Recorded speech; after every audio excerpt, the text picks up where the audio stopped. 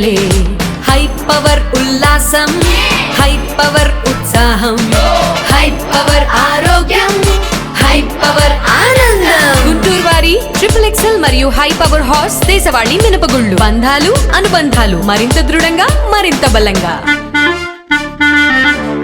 కూటమి ప్రభుత్వం అధికారంలోకి వచ్చిన 9 మాసాలు గడుస్తున్న ప్రభుత్వ ఉద్యోగుల సమస్యలను పరిష్కరించడంలో నిర్లక్ష్యంగా వ్యవహరిస్తుందని రాష్ట్ర పంచాయతీరాజ్ మినిస్ట్రియల్ ఎంప్లాయీస్ అసోసియేషన్ రాష్ట్ర అధ్యక్షుడు బండి శ్రీనివాసరావు ఆరోపించారు. గుంటూరు జెడ్పీలో ఆదివారం రాష్ట్ర పంచాయతీరాజ్ మినిస్ట్రియల్ ఎంప్లాయీస్ అసోసియేషన్ రాష్ట్ర సమావేశం జరిగింది. ఈ సందర్భంగా బండి శ్రీనివాసరావు మాట్లాడుతూ సేవింగ్స్ బకాయిలు రాకపోవడం 12వ PRC సాకారం కాకపోవడం ఉద్యోగస్తులను ఆందోళనకు గురి చేస్తుందని చెప్పారు.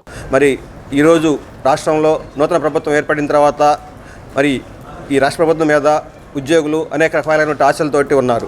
మరి గతంలో మరి సర్వీస్ మ్యాటర్స్ పరంగా కానీ మరి ఆర్థిక పరమైన అంశాల పరంగా కానీ ఆర్థికేతర అంశాల పరంగా కానీ కొంత ఉద్యోగస్తులు ఒత్తిడిపోయిన మాట మాత్రం వాస్తవం.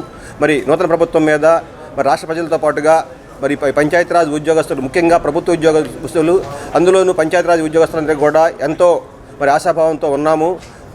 కానీ ఇప్పటికీ మరి ప్రభుత్వం ఏర్పడి 8 నెలలు అయినప్పటికీ కూడా మరి ఈనాటికి కూడా ప్రభుత్వం ఉద్యోగుల సమస్యల పట్ల మరి ఒక రకమైనటువంటి మరి ఏ విధమైనటువంటి పాజిటివ్ ధోరణిలో లేదనేది కొంత మా అభిప్రాయంగా ఉంది.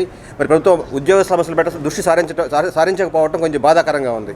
అదేవిధంగా మరి గతంలో మాకు సంబంధించి ఉద్యోగుల పరంగా మరి దాచుకున్నటువంటి మరి మాకున్నటువంటి సేవింగ్స్ అమౌంట్స్ నుంచి రావాల్సినటువంటి బకాయిలు కానీ మరి అలానే ఎంతో కాలంగా మరి 12th PRC కమిషన్ కాన్స్టిట్యూట్ చేయడం జరిగింది. కానీ దానికి ఒక చైర్మన్ నియమించడం జరగలేదు. గతంలో మన్మోహన్ సింగ్ గారు చైర్మన్గా నియమించినప్పటికీ కూడా వారు ఛార్జ్ తీసుకోకపోవడం మరి ఇప్పటికీ కూడా మరి 12th PRC అనేది సాకారం కాకపోవడం అనేది కూడా ఉద్యోగస్తుల్లో కొంత ఆందోళన కొంత భావోద్వేగాన్ని కలుగజేస్తూ ఉంది.